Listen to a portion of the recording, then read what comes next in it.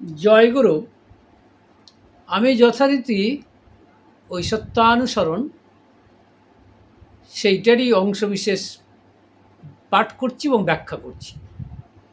তো আমার এই অনুকূল কথা চ্যানেলে আপনাদের সবাইকে স্বাগত। আপনারা আমার এই কথা শুনছেন। আসলে এখন যেটা আমি আলোচনা করছি, অহং এবং অহংকার এই চ্যাপ্টার।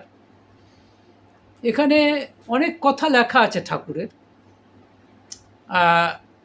সেগুলোই আমি অংশবিশেষ পাঠ করছি এবং ব্যাখ্যা করছি।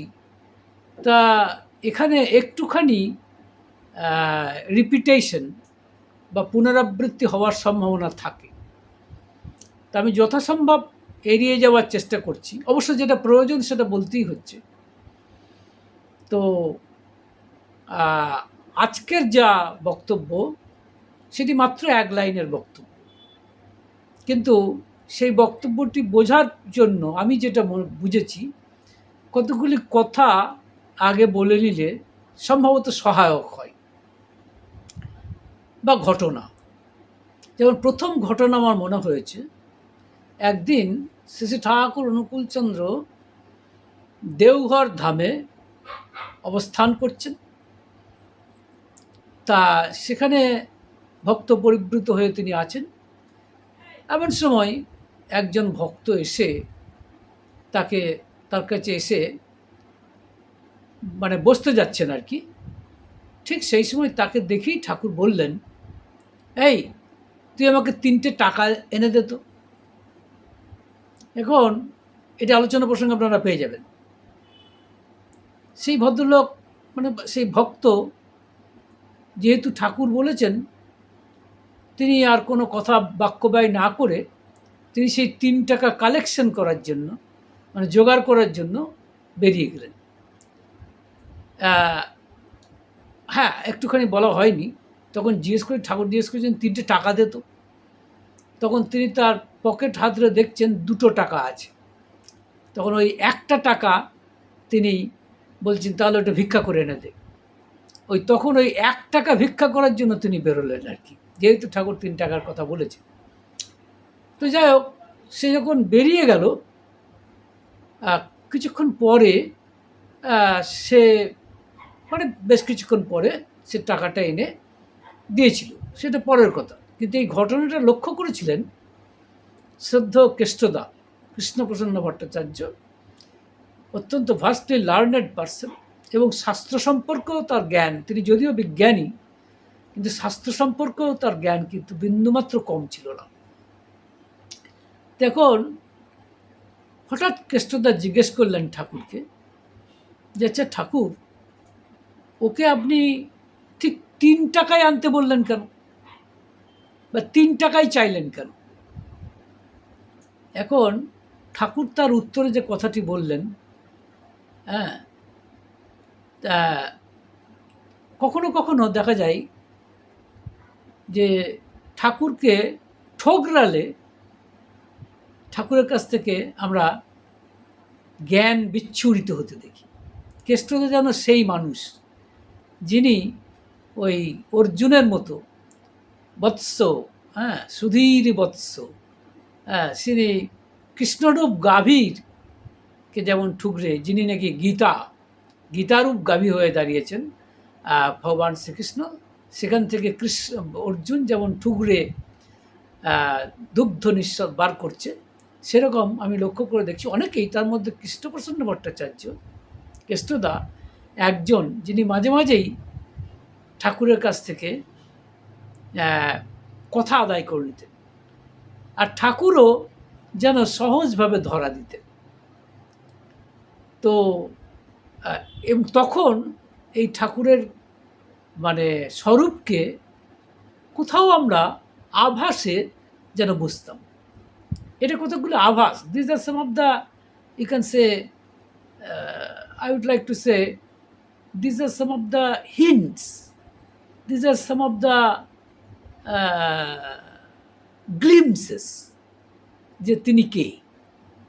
যাই হোক, এটি যেন সেটা সেরকম। তো কেষ্টদা জিজ্ঞেস করলেন যে, আপনি 3 টাকায় চাইলেন কেন? মানে বক্তব্যটা এরকম কেষ্টদার, যে 2 টাকা চাইলেও তো পারতেন, বা 4 টাকা চাইলেও পারতেন, কিন্তু আপনি ঠিক 3 টাকাই চাইলেন কেন? এর কি কোনো কারণ আছে? তো ঠাকুর উত্তর দিচ্ছেন, কি জানি, ওকে দেখে আমার মনে হলো যে ওর বায়ু, পিত্ত, কফ এই 3টের মধ্যে কোথাও একটা সামঞ্জস্যতা হারিয়েছে। তাই ভাবলাম ও যদি 3 টাকা আমাকে দেয়, এনে দেয়, এই কর্মে ব্যস্ত থাকলে হয়তো ওর সামঞ্জস্যতা ফিরে আসবে।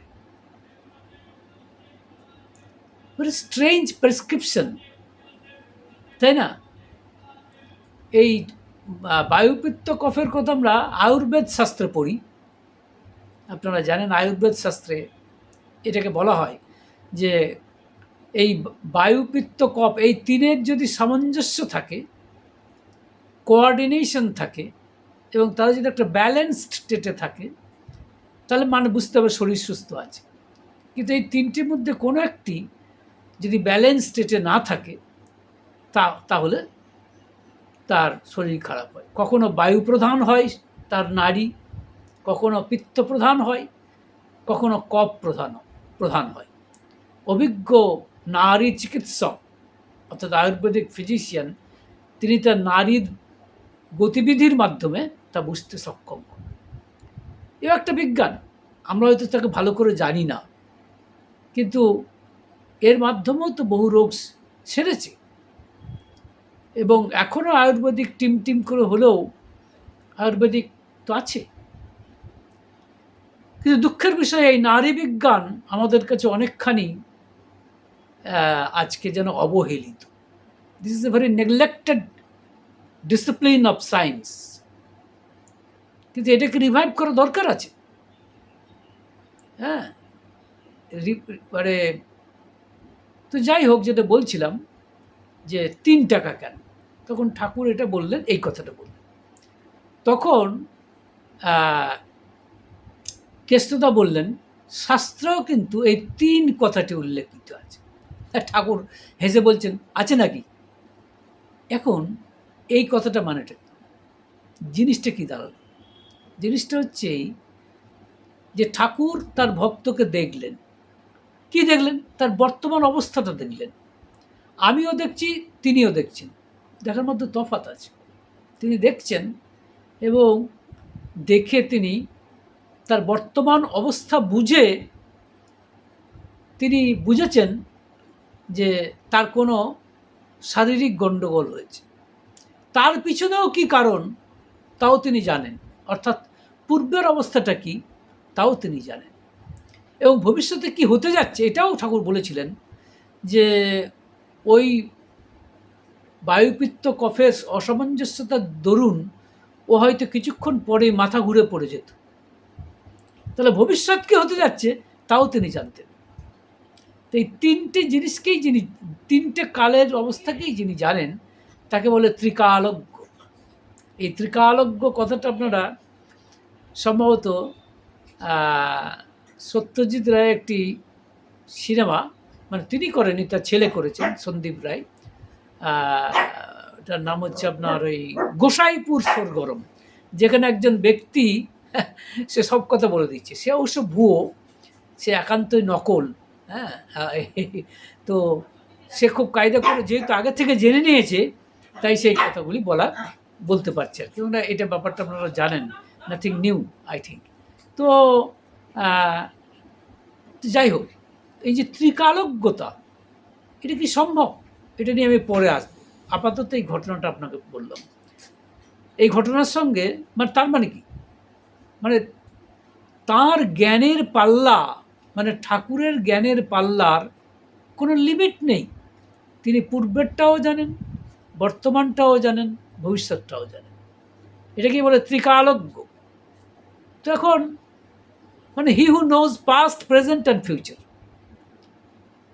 এটা হলো কী করে? একটার পর একটা যেন দ্বার খুলে যাচ্ছে, তাই না? এর পিছনে কিন্তু কারণ হচ্ছে ঠাকুরের কোনো অহংবোধ নেই। তিনি যখন এগুলো দেখছেন তখন তার নিজত্বই তিনি, এই যে আমি আমার বোধটাই তার কিন্তু থাকছে না। আশ্চর্য কথা। ফলে তিনি এগুলি বলতে পারছেন বা এই করতে পারছেন।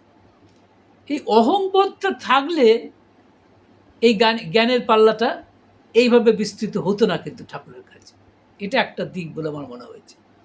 আরেকটা দিক, আরেকটি ঘটনা, সেটি হচ্ছে যে ঠাকুরকে প্রশ্ন করা হয়েছিল যে আচ্ছা ঠাকুর, বিজ্ঞানী হতে গেলে কি সাধু হওয়া লাগে? This was the question. বিজ্ঞানী, to be a scientist, does it need to be a saint? মানে বিজ্ঞানী হতে গেলে কি সাধু হতে হবে? তখন ঠাকুর একটা অদ্ভুত উত্তর দিয়েছিলেন, এটাও আপনার আলোচনা প্রসঙ্গে পেয়ে যাবেন। ঠাকুর উত্তর দিয়েছিলেন যে সাধু না হলে বিজ্ঞানী হওয়াই যায় না। ইটস ভেরি স্ট্রেঞ্জ অবজারভেশন, তাই না? বলছেন সাধু না হলে বিজ্ঞানী হওয়াই যায় না। তখন অনেকেই প্রশ্ন করতে পারেন, আবার এই প্রসঙ্গ বলি, সাধু কথাটা এসছে সাত ধাতু থেকে, এটা ঠাকুরেরই কথা। আবার বলছি, যা বলছি সব গঙ্গা জলে গঙ্গা পূজা, আমার নিজস্ব কিছু নেই। তো সাধু কথাটা এসছে সাত ধাতু থেকে, নিষ্পন্ন কর, মানে he who is the practical man, যে একজন ব্যবহারিক মানুষ, যিনি তার জ্ঞানটাকে বাস্তবে প্রতিফলিত করতে পারেন। বিজ্ঞানীরাও তাই বিজ্ঞানীরাও তো তাই করেন। বিজ্ঞানীরাও যা দেখছেন, যা পর্যবেক্ষণ করছেন, তার থেকে কিছু সিদ্ধান্ত করছেন এবং সেই সিদ্ধান্তকে কাজে লাগাতে পারছেন মানুষের উপকারে। কিন্তু অনেকে বলতে পারেন, এই প্রশ্নটা করতে পারেন যে কত বিজ্ঞানী আছেন, তারা তো সবাই সাধু নয় কি? এটা আমার প্রশ্ন, আমার পাল্টা প্রশ্ন। This is my counter question. আপনি কি প্রশ্ন করছেন যে কত বিজ্ঞানীরা তো রয়েছেন যারা ভালো ভালো আবিষ্কার করেছেন, তারা কি সাধু? সবাই তো সাধু নয়। আমার পাল্টা প্রশ্ন, নয় কি? মাই কাউন্টার কোশ্চেন ইজ দিস। যদি বলেন কেন? যার মধ্যে অহংবোধ নেই, সেই তো সাধু। কীরকম? ধরুন নিউটন সম্পর্কে একটি গল্প চালু আছে যে একদিন তিনি ওই মানে জল ফোটাচ্ছিলেন সসপ্যানে, তাতে একটা ডিম মানে সিদ্ধ করে সেই ডিমটা তিনি খাবেন। তো সেই ডিমটা তিনি ওই জলের মধ্যে ফেলতে যাচ্ছেন, আর হাতে একটা ঘড়িও আছে। সেই হাতে ঘড়িটা নিয়েছেন, ঘড়িটা পরবেন বলে, আর ওই ডিমটা নিয়েছেন ওই জলে দেওয়ার জন্য। লক্ষ্য করে দেখা যাচ্ছে যে তিনি ডিমের পরিবর্তে ঘড়িটাই ফেলে দিয়েছেন ওই জলের মধ্যে, মানে ঘড়িটা সিদ্ধ হচ্ছে। এটা কি ইন্ডিকেট করে বলুন তো? যে তিনি আর নিজের মধ্যে নেই। হি ওয়াজ নট উইদিন হিমসেলফ। যখন একটা মানুষ নিজের মধ্যে থাকে না, তার মানে তার অহংবোধ নেই। আমি আমার বোধটা যদি থাকে, যতক্ষণ থাকে ততক্ষণ অহংবোধ আছেই, আর থাকেও, মানে as long as this feeling or this concept of I and my, ওই কনসেপ্ট আই অ্যান্ড মাইন, আমার এই কনসেপ্টে যতক্ষণ থাকে ততক্ষণ সে কিন্তু তার অহংবোধ থাকে। কিন্তু যে মানুষের অহংবোধ কমেছে টু এ সার্টেন এক্সটেন্ট, বা কোনো কিছু করতে গিয়ে কিছুক্ষণের জন্য হলেও নিজস্বতা হারিয়েছে, অহংবোধ হারিয়েছে, তখনই তার মধ্যে ডিসকভারি আসবে। At that point of time he was definitely a sage. সেই মুহূর্তের জন্য সে নিশ্চয়ই সাধু। এটা আমরা কত বিজ্ঞানীদের ক্ষেত্রে লক্ষ্য করে দেখছি। যেমন কেকুলে আপনারা জানেন বেঞ্জিন স্ট্রাকচার তিনি তৈরি করেছিলেন। তো তিনি বেঞ্জিন স্ট্রাকচারটা কিছুতেই মানে ফর্মুলেট করতে পারছেন না, কিন্তু এই নিয়ে এত ভাবছেন, he was so deeply involved in such particular matter that he forgot his own identity. সে কে সেটাই ভুলে গেছে। For the time being he actually forgot his own identity. এই নিয়ে চিন্তা করতে করতে ফ্ল্যাশ এলো কীরকম, যে একটা সাপ তার লেজটাকে মুখ দিয়ে কামড়াচ্ছে। The moment this picture came into the mirror of the mind of Kekule, he immediately got the clue. এই এটা যখনই এটা পেয়ে গেলেন তখনই কিন্তু তিনি এটার মানে ক্লু পেয়ে গেলেন। ভেরি আশ্চর্য কথা। এবং তখনই তিনি এই বেঞ্জিন স্ট্রাকচার তৈরি করেছিলেন। এই যে একটা সাপ তার লেজকে কামড়াচ্ছে, তারপরে সাপটা এখন ইট বিকামস এ সার্কেল। হ্যাঁ, এই যে মুহূর্তে এটা পেলেন তখনই তিনি হেক্সাগোনাল স্ট্রাকচার তৈরি করলেন বেঞ্জিনের। দিস ইজ, এটা সবাই জানে, নাথিং, আমি এটা তৈরি করছি তা না, it is an well known case. বায়োলজির ক্ষেত্রেও একইভাবে প্রযোজ্য, আমি আর ডিটেলসে যাচ্ছি না। তাহলে দেখুন, একটা সময়তে যতক্ষণ সে নিজত্ব ভুলেছে, নিজত্ব না ভুললে কিন্তু জ্ঞান আসবে না। বিজ্ঞান মানে কি? বিশেষ জ্ঞান, তাই না? তো সেটা আসবে না। সেজন্য একটা কথা বলা হয়। আর জ্ঞানটা কীভাবে আসে জানেন? Knowledge comes as flashes. AC, যেমন বিদ্যুৎ চমক হয়, হঠাৎ করে বিদ্যুৎ চমকের মতো নলেজ আমাদের কাছে ফ্ল্যাশের আকারে আসে। এটা আশ্চর্য। কিন্তু জ্ঞান আমাদের কাছে স্ফুলিঙ্গের মতো আসে। It comes as flash. যে ইলেকট্রিক ফ্ল্যাশ যেমন হয় সেরকম আসে মাথায়। যে এসে গেল, এর পিছনে কারণ হচ্ছে অহংশূন্যতা। At that point of time, that particular scientist was so deeply immersed in his own thinking on that particular matter that he actually forgot at that point of time his own identity. যখন একটা মানুষ তার নিজস্বতা ভুলে যায়, নিজের identity ভুলে যায়, at that point of time he was definitely a sage. সেই সময় তো সে নিশ্চয়ই সাধু। কারণ সাধু কাকে বলি? যার অহংবোধ নেই। যে মানুষের অহংবোধ আছে সে কখনো সাধু হতে পারে না। তাই মনে রাখবেন, আমরা যারা মানুষ, সাধারণ মানুষ, অন্যরকম অন্যায় করি, করি, তার কারণ আমরা অসাধু। অসাধুতার পিছনে আছে স্বার্থবুদ্ধি, মানে আমি আমার বোধ। এই আমি আমার বোধ থাকলে যতক্ষণ আছে ততক্ষণ জ্ঞান হবে না। এবং এটাও ঘটনা যে এই আমি আমার বোধটা কিন্তু আপনারা শুনলে অবাক হয়ে যাবেন যে এটারও কিন্তু আবার মাত্রাবোধ আছে। মাত্রাবোধ মানে কি? ধরুন ব্যাপারটা এরকম যে কতটা আমি অহংকে পরিত্যাগ করতে পেরেছি।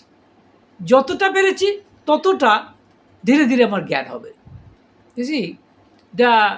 To the extent I can forget my own identity, that means to the extent I can remove my own ego, up to that extent I would gain knowledge. আমি তখন আমার নলেজ যতটা পারবো আমার অহংকারকে কমাতে, যতটা আমি অহংকারকে দূরে রাখতে পারবো ততটা আমার নলেজ আসবে। এইটা এত সুন্দর করে বোঝানো হয়েছে উপনিষদে, তৈত্তরীয় উপনিষদে। আমরা খুব মজা করে এত সুন্দরভাবে ব্যাপারটা বোঝানো হচ্ছে। মানে আমরা দেখছি যে সেখানে বরুণের পুত্র, হ্যাঁ, ঋষি, সেই বরুণের পুত্র যিনি ভৃগু নামে প্রসিদ্ধ, সেই বরুণের পুত্র আমরা লক্ষ্য করে দেখছি যে তিনি কিন্তু ব্রহ্ম জিজ্ঞাসা করতে এসেছেন তার বাবার কাছে, বরুণের কাছে। কিন্তু ভগবান মানে বরুণ কিন্তু সেই বিদ্যাটা সহজে দিচ্ছেন না, ধীরে ধীরে এই বিদ্যাটা আসছে, কারণ তাকে বারবার তপস্যা করতে বলছে, যখন বারবার আসছে। কীরকম দেখুন, এটা কত সুন্দর এবং কি এটা আশ্চর্য আবিষ্কার। আমরা তো কত বিজ্ঞানের আবিষ্কারের কথা শুনি এবং আমরা বিস্মিত হয়ে যাই, মানে কি বলবো, আমরা যে তথাকথিতভাবে আমরা স্তব্ধ হয়ে যাই এবং বলতে থাকি, দেখেছ বিজ্ঞানী আসল, ওসব ধর্মটর্ম কি এসে যায়। কিন্তু আমরা জানি না ধর্মরাজ্য এর চেয়ে কত বড় ডিসকভারি আছে। We people are swayed by the spectacular discovery of the science or spectacular scientific discoveries or inventions, but we have not given any thought that it is only in the religion that we get the most spectacular discoveries. আমি আজকে সেই Discovery একটা আপনাদের সামনে বলবো, যে ব্রহ্ম জিজ্ঞাসা, অথাতু ব্রহ্ম জিজ্ঞাসা। ব্রহ্ম কে? এখন অনেকে বলবো আমি ব্রহ্ম, ঠিকই, কিন্তু আমিটাকে জানি কি? কারণ যেহেতু আমি ব্রহ্ম থেকে এসেছি, আমি ব্রহ্ম, এটা মিথ্যা কথা নয়। That I am the Brahman itself, that's true. কিন্তু আমার দেহটাই কি ব্রহ্ম? আমার এই শরীর যেটাকে অন্ন বলে, যেটা অন্ন মানে ভাত ভাত কথা বলি, আমার এই অন্ন মানে খাবার যাতে না খেলে কিন্তু আমার এই শরীর থাকবে না। Either in the form of rice or in the form of bread or in the form of what ever serials, সেটা না খেলে আমার শরীর থাকবে না। তাই শরীরকে অনেক সময় অন্নের সঙ্গে তুলনা করা হয়, দেহটাকে। কিন্তু এই দেহটাই কি ব্রহ্ম? Yes it is. এটাও মিথ্যা নয়। দেহটাও দেহটাও কিন্তু ব্রহ্ম। কিন্তু শুধু দেহটাই কি ব্রহ্ম? আমি কি শুধুই দেহ? শ্রী রবীন্দ্রনাথের কথা মতো বলতে ইচ্ছে করে, তুমি কি কেবলই ছবি, শুধু পটে লিখা, তার বাইরে কিছু নও? Yes it is. Same is the case with myself also. আমার ক্ষেত্রে আমি কি শুধুই দেহ? No, I am not only the body. এই বডির মধ্যে একটা জিনিস আছে, যে বলে প্রাণ। যে প্রাণের শক্তিতে আমি কথা বলছি, যে প্রাণের শক্তিতে আমি কাজ করছি, যে প্রাণের কারণে আমি বেঁচে আছি। কিন্তু শুধুই কি প্রাণ? না। তাহলে প্রাণটাও ব্রহ্ম, কিন্তু শুধুই প্রাণ না। প্রাণের তারও পিছনে রয়েছে মন। এই মন আছে বলেই আমার ইন্দ্রিয়গুলো কাজ করছে। যদি ইন্দ্রিয়ের সাথে মন যুক্ত না থাকে, ইন্দ্রিয়গুলো কাজ করতে পারবে না। যেমন আমি দেখছি বা আমি কথা বলছি, আমার মন যদি অন্য জায়গায় উড়ু উড়ু করে, তাহলে আমি যে বিষয়ে কথা বলছি ভুলভাল কথা বলে ফেলব। যে চিন্তা করুন। সুতরাং মন মন হচ্ছে প্রাণের চেয়ে আরও সূক্ষ্ম। এবার মন শুধুই মন, মনের পিছনেও একটা কি বুদ্ধি, যেটাকে বলে বিজ্ঞান, বিজ্ঞানময় কোষ। কিন্তু বুদ্ধির পিছনেও আছে একজন চৈতন্য, যাকে বলি আত্মা, যিনি হচ্ছেন আনন্দময়। তাহলে শেষ পর্যন্ত আনন্দময় হচ্ছে ব্রহ্ম। কিন্তু সেটা তো একদম শেষের রিয়েলাইজেশন, একদম শেষের উপলব্ধি, তাই না? প্রথমেই তো সেই উপলব্ধিটা হবে না, ধীরে ধীরে ধীরে হচ্ছে। এটা কি সুন্দর হচ্ছে দেখুন। মানে কি করে হচ্ছে? যত তপস্যা করছে বরুণের পুত্র, তত তার মধ্যে আমিত্ব বোধ ভুলে যাচ্ছে। যেমন বিজ্ঞানীরা, যেটা বলছিলাম, বিজ্ঞানীরা যত বিজ্ঞানের তার বিষয় নিয়ে ডুবে আছে, তত সে নিজেকে ভুলছে। To the extent that he is more immersely involved, more intensely involved with his own subject, with his own topic of research, to that extent he is gradually forgetting his own identity. ফলত অহংকার কমছে, যত কমছে তত সে জানতে পারছে। Is very strange phenomenon. হ্যাঁ, যত সে অহংকে দূরে রাখছে, তত তার জ্ঞানের পাল্লা আস্তে আস্তে খুলে যাচ্ছে। তাহলে এইটা এত সুন্দর তৈত্তরীয় উপনিষদে বলা হয়েছে, এটা আপনাদের একটু বলতে চাইছি আর কি। মানে সেটা কীরকম? ভগবান এখানে তিনি ভৃগু, অর্থাৎ তিনি বরুণের পুত্র, যিনি ভৃগু নামে প্রসিদ্ধ, তিনি তার বাবার কাছে গেছেন ব্রহ্ম জিজ্ঞাসা করতে, মানে ব্রহ্ম কে এটা জিজ্ঞাসা করতে। তা তখন ভগবান বরুণ উত্তর দিচ্ছেন যে অন্নম প্রাণম চক্ষু সত্রম মনোবাচমিতি তগম হোবাচ যত বা ইমানি ভূতানি জায়ন্তে যেন জাতানি জীবন্তি যৎ প্রয়ন্ত ভিসন্তি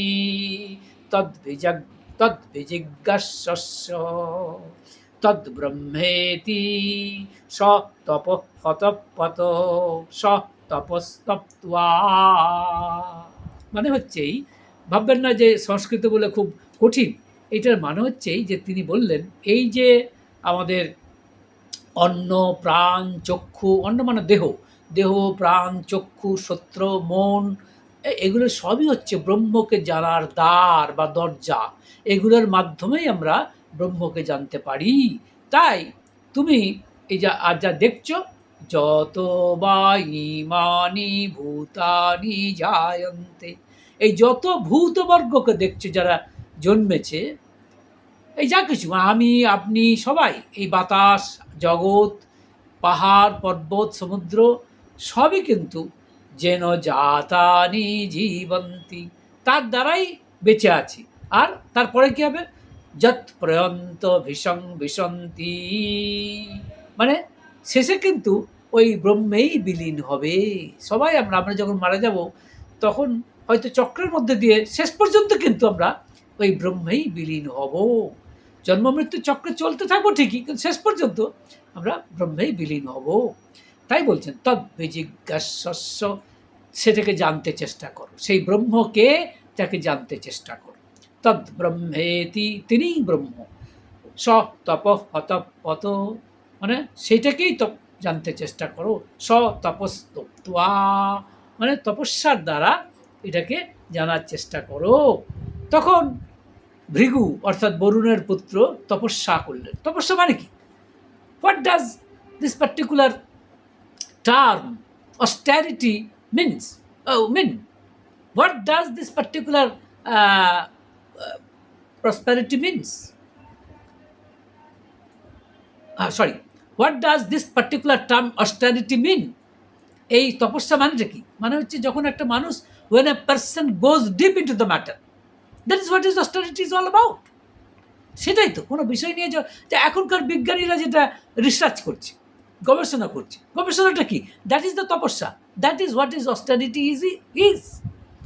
so what does austerity mean, এটার মানে হচ্ছে, অস্টারিটি কথাটা মানে কি, এটা মানে হচ্ছে এটাই। তাই ভৃগু তখন এটা বিষয় নিয়ে রিসার্চ করতে শুরু করলেন। হয়তো তখনকার দিনে যন্ত্রপাতি নিয়ে রিসার্চ ছিল কিনা জানি না, কিন্তু পুঁথিপত্র ছিল এবং লেখালেখি, সেটাকে বোঝার চেষ্টা করা। এই যেমন আমি আপনাদের সামনে সত্যানুসরণ আলোচনা করছি, প্রত্যেকটি লাইন আমি এই বিষয়ে বলতেই হবে। এই শর্মিষ্ঠা ভট্টাচার্য বলে একটি মায়ের প্রতি ঋণী, কৃতজ্ঞ, কারণ তিনি আমাকে প্রথম বলেছিলেন যে আপনি সত্যানুসরণটা একটু ব্যাখ্যা করুন তো, প্রত্যেকটি লাইন বাই লাইন। তখন আমার কাছে এটা একটু অন্যরকম মনে হয়েছিল, এটা কি করব, কিন্তু আমি বলতে বাধ্য আপনাদের সামনে, অকপটে বলছি যে তিনি আমার অশেষ উপকার করেছেন। কারণ আমি যত দেখছি তত অবাক হয়ে যাচ্ছি, যত চিন্তা করছি হোয়াট এভার, এবং যত আমি নিজেকে এই বিষয়ের উপরে, সত্যানুসরণ বিষয়ের উপরে নিজেকে নিবদ্ধ করছি, তত দেখছি একটার পর একটা যেন দিগন্ত খুলে যাচ্ছে।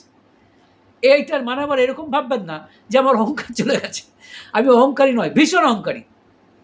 কিন্তু এটাও ঠিক, যখন আমি ঠাকুরের এই কথাগুলো পড়ছি, বোঝার চেষ্টা করছি, সেই মুহূর্তে বোধ হয় এই আমি আমার ভাবটা, আমি প্রফেসর রমানন্দ চ্যাটার্জি, আমি একজন খ্যাতনামা ব্যক্তি, আমি একজন বড় অরেটার, খুব বড় বক্তা, কোথাও যেন ভুলতে হবে। না ভুললে কিন্তু ওইটার ভিতরে ডুব দেওয়া যাবে না। তাই হয়তো সাময়িকভাবে ঠাকুরের দয়ায়, একান্তভাবে, by the grace of my beloved lord শেষে ঠাকুর অনুকূলচন্দ্র, কোথাও অহংকার, আর দেখেছি আমি লক্ষ্য করে, যদি কোনো বিষয়ের উপরে গভীরভাবে ডুব দিতে না পারি, তখন কিন্তু আমার বলাটা তেমন সুবিধা হয় না। এ আমার দেখা আছে, I have seen it time and again, বারবার দেখেছি। সুতরাং ডিপলি যখন একটা মানুষ ইমার্জ করছে, তখন সে অহংকারকে বলছে। তো যাই হোক, এই ভৃগু অর্থাৎ বরুণের পুত্র এবার তপস্যা করছে।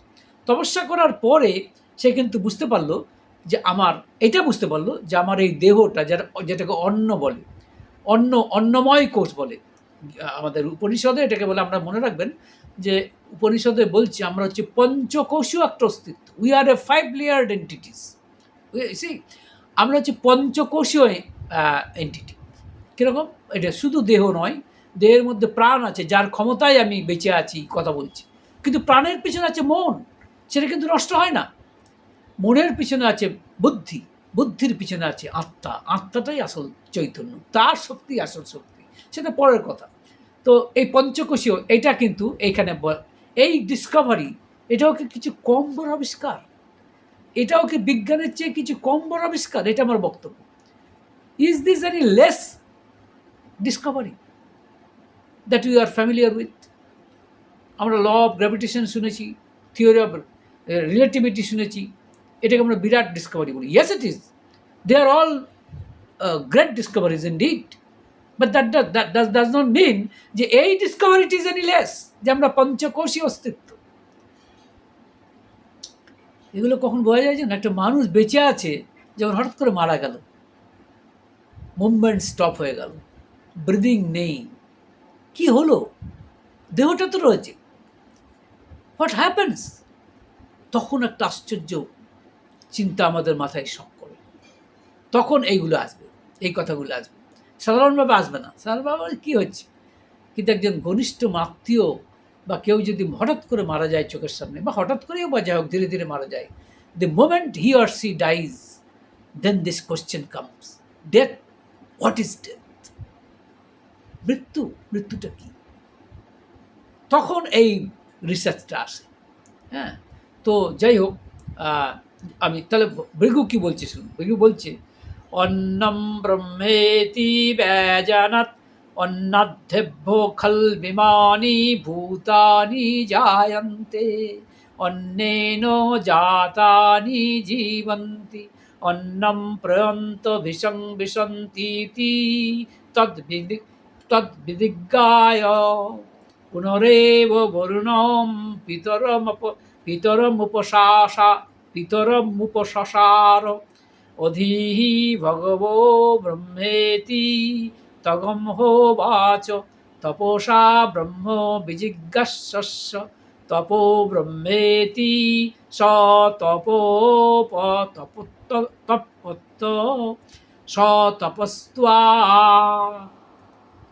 তপস্তপ্ত্বা।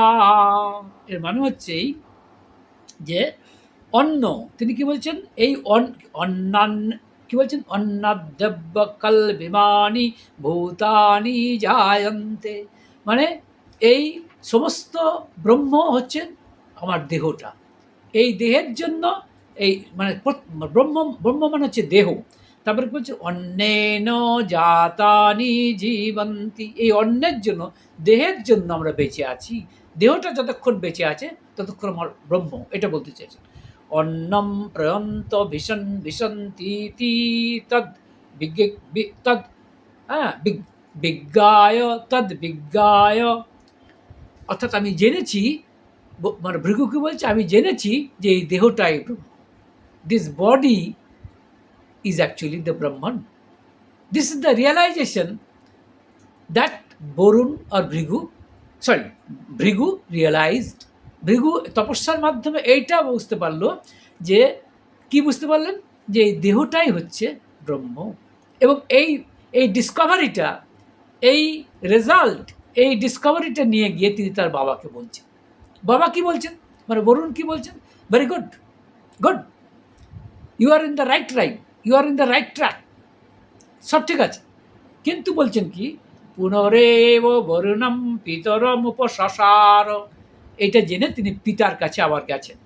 অধীঃ ভগবো ব্রহ্মেতি তগম হোবাচ, তখন বাবা কি বললেন, খুব ভালো, তগম কি তপসা ব্রহ্ম বিজিজ্ঞাস্য, মানে ভালো কথা, কিন্তু আবার তুমি তপস্যা করো, go and you see, go on, you can say go and research it more. In other words, go and deeply involved in your research work. Not that your research work has been completed. Go on and see, deeply concentrate to your own subject. Yes, up to that extent you are correct. That this body is Brahman, yes it is. It is not, I would like to say, incorrect. It is not, I would like to say, false. It is a fact that this body is Brahman. There is no doubt about it. এই প্রসঙ্গে ঠাকুরের কথা মনে পড়ছে। ঠাকুরকে একজন সাধু বলেছিলেন যে এই দেহটাকে নিয়ে কি হবে, হ্যাঁ, এই দেহটা তো থাকবে না, কাজেই আত্মজ্ঞানই আসল। তখন ঠাকুর একটা আশ্চর্য কথা বলেছিলেন যে যত ফিলোসফি কই, এই দেহটা বাদ দিয়ে কিছু নয়। এই দেখুন, ঠাকুর স্বয়ং ঈশ্বর, অন্তত আমি মনে করি। I don't know, or I do not simply, you may believe it, you may not believe it, that's up to you. You have all the right, you have all the liberty to think so. But it is my conception যে he knows everything. So আত্মজ্ঞান যদি কারো হয়ে থাকে, then the Thakur is the, I would like to say, he is the, আমার মতে তিনিই তো আত্মজ্ঞানী। কিন্তু তিনিই কিন্তু এই সাধুকে সাবধান করে দিয়ে বলছেন, যত ফিলোসফি কই, এই দেহটা বাদ দিয়ে কিছু নয়। What ever philosophy we may promulgate, or you can say we may give or we may offer, after all we are not we are not without our bodies. আমাদের দেহটা বাদ দিয়ে কিছু নয়। সুতরাং দেহটা কোনো মতেই দেহটা অবজ্ঞার বস্তু নয়। তাই দেখুন বরুণ কিন্তু বললেন ইয়েস ইট ইজ, তুমি যে বলছো দেহটাই ব্রহ্ম, ইয়েস ইট ইজ, কিন্তু আরও যাও, আরও তপস্যা করো। এখন আরও তপস্যা করার মানে কি? মানে তুমি ডিপলি ইনভলভ হও তোমার বিষয়ে, তুমি আরও এগিয়ে যাও। মানে কি বলতে চাইছেন? See go on walking towards your own goal. তুমি এটা কিন্তু শেষ নয়। Maybe this is the first station that you have reached. There are several stations ahead. তোমার আরও সামনে আরও অনেক স্টেশন আছে। You have not yet reached the last station. তুমি সব শেষ স্টেশনটা এখনও পৌঁছাওনি। There are several intermediate stations in between. এর ভিতরে মাঝখানে অনেক স্টেশন আছে। তো তার মানে তপস্যা করা মানে এই বিষয়ের উপর সে আরও ডিপলি ঢুকছে। যখনই সে ডিপলি চিন্তা করছে, তখন তার নিজস্ব যে আইডেন্টিটি, আমি বোধ, এই অহং বোধ আস্তে আস্তে কমে যাচ্ছে। To the degree, I would like to say, the degree that a person forgets his own identity, up to that extent he can acquire knowledge. তো আবার গেছে ভৃগু এই তপস্যা করছে, এবং তপস্যার ফলে তিনি একটা নতুন রেজাল্ট পেলেন। কি পেলেন?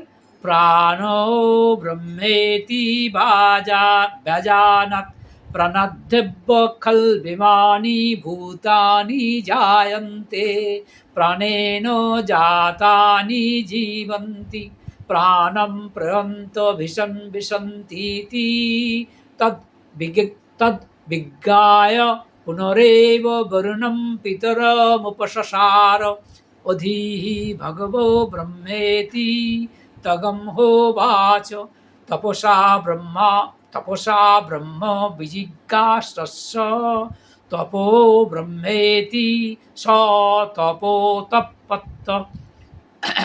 সতপস্তপ্ত্বা। এর মানে হচ্ছে যে বাবা আমি পেয়েছি।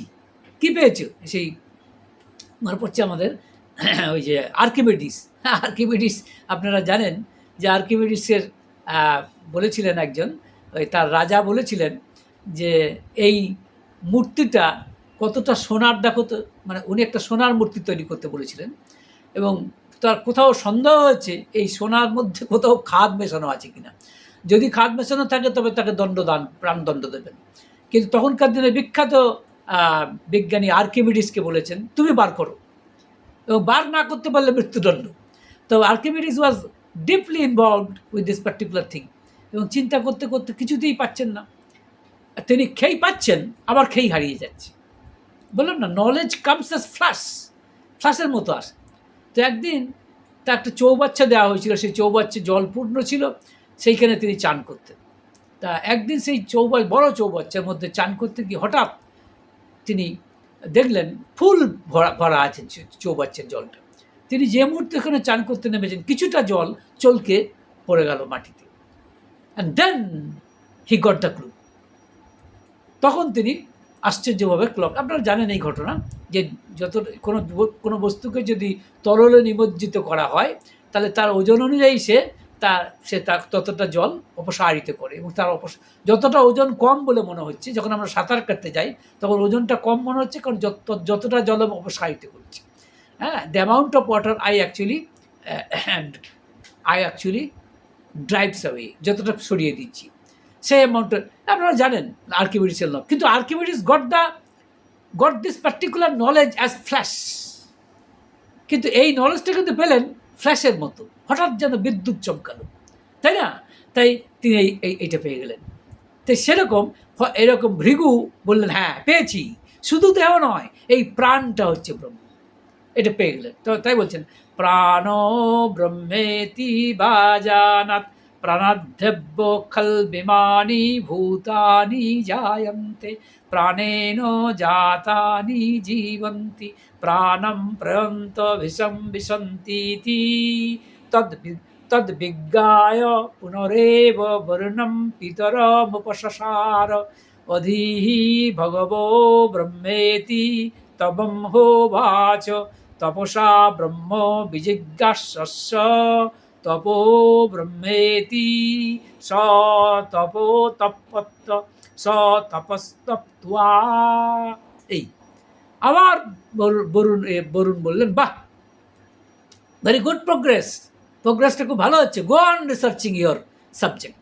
তো আবার কিন্তু এটাই শেষ নয়, this is not the last station that you are presumed. হয়তো মনে করেছো যে এটার last, no, there are several stations ahead of you. তো তখন আবার গেছেন, আবার মানে আরও ডিপলি ইনভলভ হচ্ছে, যত ডিপলি ইনভলভ হচ্ছে তত কী হচ্ছে, অহংকারটা আস্তে আস্তে দূরে সরে যাচ্ছে, ইজন্ট ইট? সুতরাং তখন তিনি বলছেন মানে এবার বুঝতে পেরেছেন, না শুধু দেহ নয়, শুধু প্রাণ নয়, মনটা হচ্ছে ব্রহ্ম। তখন তিনি বলছেন এবং বাবার কাছে এসে বলছেন, মনো ব্রহ্মেতি ভেজানাত মনস হে বক্ষল বিমানি ভূতানি জায়ন্তে মনসা জাতানি জীবন্তি মনঃ প্রয়ন্ত বিশন্তীতি তদ্বিজ্ঞায় পুনরেব বর্ণম পিতরমুপসসার অধীঃ ভগবো ব্রহ্মেতি তগম হোবাচ তপসা ব্রহ্ম বিজিজ্ঞাস্য তপো ব্রহ্মেতি স তপো তপত্ত স তপস্তপ্ত্বা। বাবা পেয়েছি, কি পেয়েছো? মনটা হচ্ছে ব্রহ্ম। This mind is the Brahman. Varuna বলছে, বাহ, very good, so you are progressing and your progress is definitely very spectacular, খুব ভালো হচ্ছে, but don't think that it is the last station. Go on researching, go on deeply involve yourself into your own subject, and you will get another flash after flash. হ্যাঁ, তুই আবার গেছেন, তপস্যা করছেন, আর যত তপস্যা করছেন মানেটা কি, হোয়াট ডাজ ইট মিন? এটা মানে হচ্ছে that to that extent he is forgetting his own identity. তখন সে নিজস্বতা ভুলে যাচ্ছে, অর্থাৎ অহংকারটা দূরে যাচ্ছে। অহংকার যত দূরে যাচ্ছে, জ্ঞানের পাল্লা আরও বিস্তৃত হচ্ছে। প্রথমে কী ছিল, সে বলছে দেহটা ব্রহ্ম, তারপরে বলছে প্রাণ ব্রহ্ম, তারপরে বলছে মন ব্রহ্ম, যা সি ওয়ান আফটার আনাদার। কিন্তু একেবারে হচ্ছে না, মানে একটা নলেজ আসছে কিন্তু কী করে হচ্ছে, তার মানে it is a gradual process, তাই না? এটা একসঙ্গে হচ্ছে না, কিন্তু ইট ইজ গ্র্যাজুয়াল প্রসেস। আবার আসছেন, তিনি এসেছেন, আবার তপস্যায় বসেছেন, তপস্যা বসার পর আবার নলেজ ফ্ল্যাশ করেছে। তখন কী হচ্ছে, বলছে না, শুধু দেহ নয়, শুধু প্রাণ নয়, শুধু মন নয়, বিজ্ঞানটাও। তাই বলছেন বিজ্ঞানম ব্রহ্মেতি ভাজানত বিজ্ঞানদ্যবখল বিমানি ভূতানি জায়ন্তে বিজ্ঞানেন জাতানি জীবন্তি বিজ্ঞানম প্রয়ন্ত বিশন্তীতি তদ্বিজ্ঞায় পুনরেব বর্ণম পিতরমুপসসার অধীঃ ভগবো ব্রহ্মেতি তগম হোবাচ তপসা ব্রহ্ম বিজিজ্ঞাস্য তপো ব্রহ্মেতি স তপো তপত্ত স তপস্তপ্ত্বা। বাবার কাছে এসে বলছেন, হ্যাঁ, আই হ্যাভ গট ইট, আমি পেয়ে গেছি। বাবা বলছেন, কী পেয়েছো? না, শুধু দেহ নয়, শুধু মন নয়, শুধু দেহ নয়, শুধু প্রাণ নয়, শুধু মন নয়, এর পিছনে রয়েছে বুদ্ধি, যেটা বিজ্ঞান। সেই বিজ্ঞানই হচ্ছে ব্রহ্ম।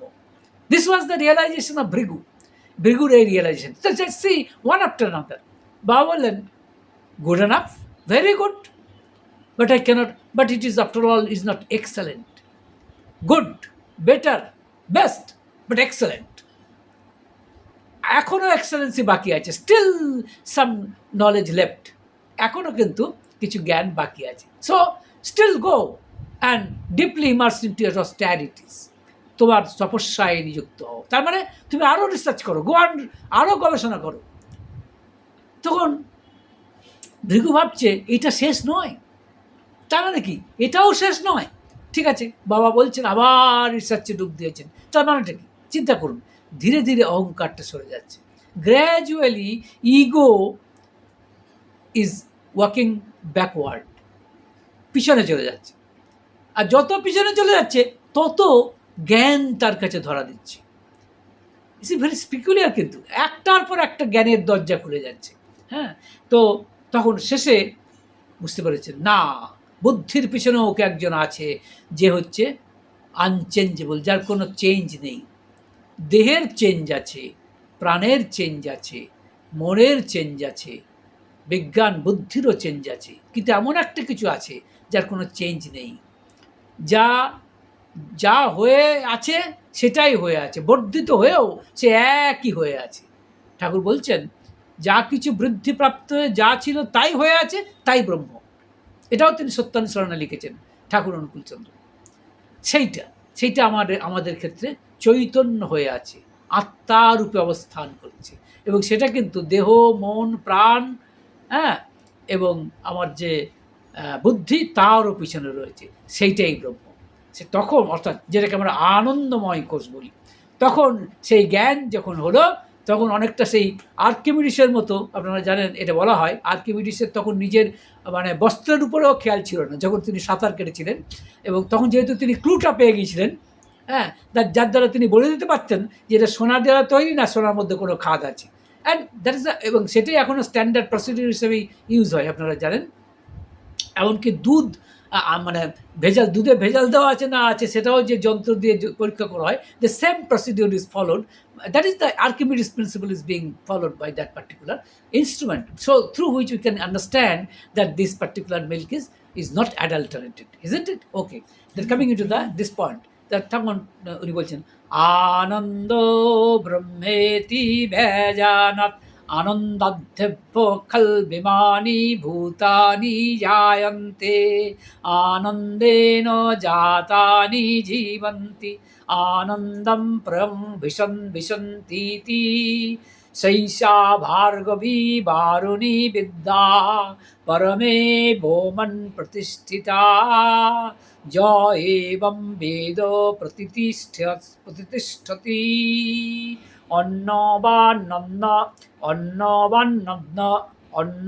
অন্নবান্নদ্দো ভবতি মহান ভবতি প্রজয়া পশুভৃর্ব্রহ্ম বর্চসেন মহান কৃত্বা।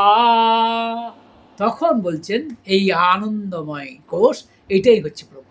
তখন বাবাও খুশি হলেন এবং পুত্র ভৃগু তিনিও খুশি হলেন, এবং এটা হচ্ছে ব্রহ্মবিদ্যা। তাহলে লক্ষ্য করে দেখুন, এই হচ্ছে ব্রহ্মবিদ্যা। তাহলে এবার আমি ঠাকুর কি বলেছেন এটা একটু আপনাদের শোনাবো। দেখুন তো, এত কথা বললাম, এবার ঠাকুর কিন্তু যেন এই দুধটি মেরে, যেটাকে বলে ক্ষীর করে, সত্যানুসরণে আমাদের জন্য দিয়েছেন। কি দিয়েছেন তিনি, সত্যানুসরণে কি বলছেন, আশা করি এই কথা আপনারা বুঝতে পারবেন। Hopefully you can understand this. কী বলছেন সেটা আমাদের একটু মানে যা লিখেছেন সত্যানুসরণে, মানে ওই যে আগে যা আমি ভিডিও করেছি তার পরের অংশটা বলছি। সেটা হচ্ছে কি, ঠাকুর লিখছেন যে অহংকে যত দূরে রাখবে তোমার জ্ঞানের বা দর্শনের পাল্লার তত বিস্তার হবে। আবার পড়ছি, অহংকে যত দূরে রাখবে তোমার জ্ঞানের বা দর্শনের পাল্লার তত বিস্তার হবে। কীরকম মনে হচ্ছে? এতক্ষণ যে আমি আলোচনা করছিলাম তারই কি একেবারে সারাৎসার নয় কি যে আমি আলোচনা করছিলাম? ভেবে দেখবেন। এবং ইংরেজি করলে দাঁড়ায় এই as far away as you keep pride so far your vision or wisdom এক্সপ্যান্ডস।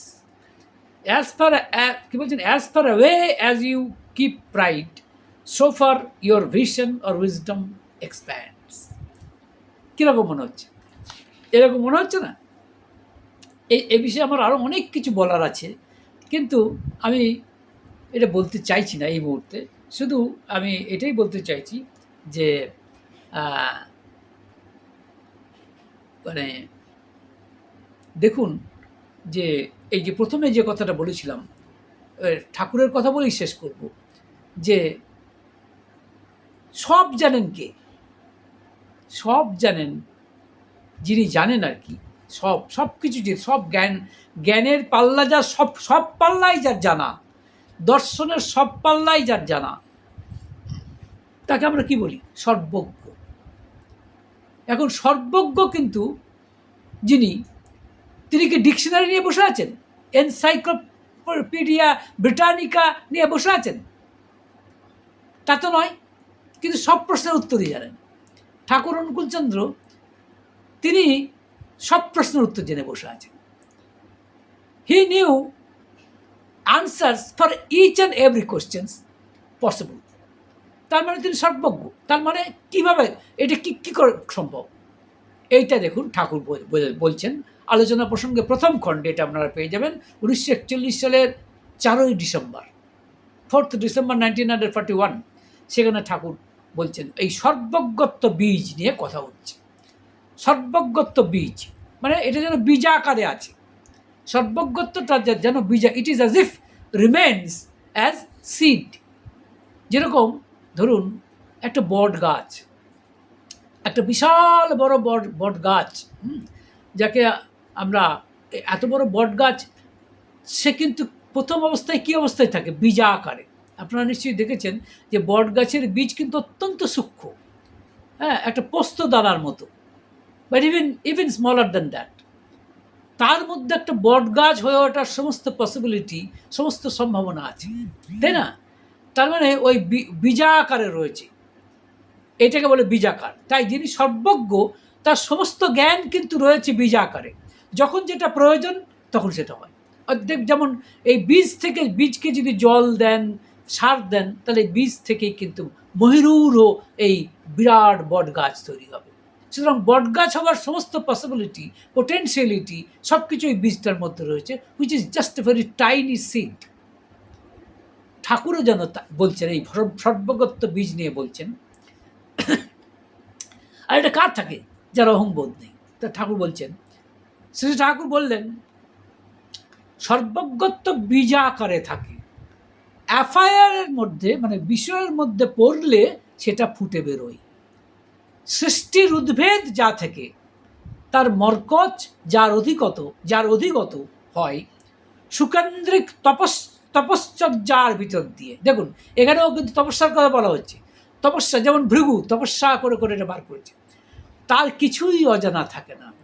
যখন ভৃগু এই বুঝতে পারলেন যে শুধু দেহ নয়, শুধু মন নয়, শুধু দেহ নয়, শুধু প্রাণ নয়, শুধু মন নয়, শুধু বুদ্ধি নয়, তার পিছনে যে চৈতন্য আত্মাই হচ্ছে আসল ব্রহ্ম, এই সমস্ত বোধ যখন তার হয়ে গেল, তখন তার কাছে কিছুই অজানা থাকে না।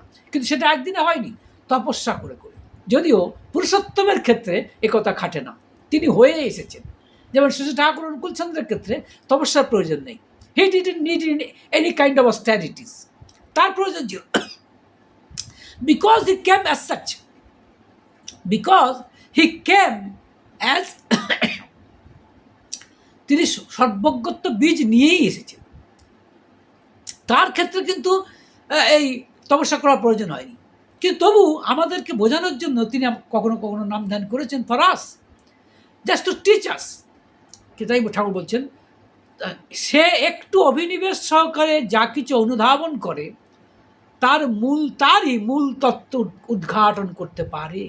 এটা কারো একচেটিয়া অধিকার নয়, প্রত্যেকেরই এটা হতে পারে তার বৈশিষ্ট্য মাফিক। তোমরা ভালো করে নামটাম করোই না, অনুরাগ মুখর হয়ে নাম ধ্যান খুব ফুর্তিতে চালিয়ে যাও, চলো প্রতিটি কাজে ইষ্ট সন্ধিৎসু আগ্রহ নিয়ে নিজের জীবনকে ইষ্ট সর্বস্ব করে ফেলো, দেখবে তোমার মধ্যেই কত জিনিস জেগে উঠবে।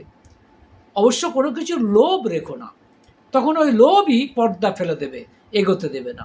যাই হোক, আমি এইটুকু বলেছি, আরও অনেক কথা বলা আছে। তা ঠাকুর কি বলছেন, এই সর্বজ্ঞ হওয়াটাও কিন্তু কারো একচেটিয়া ব্যাপার নয়।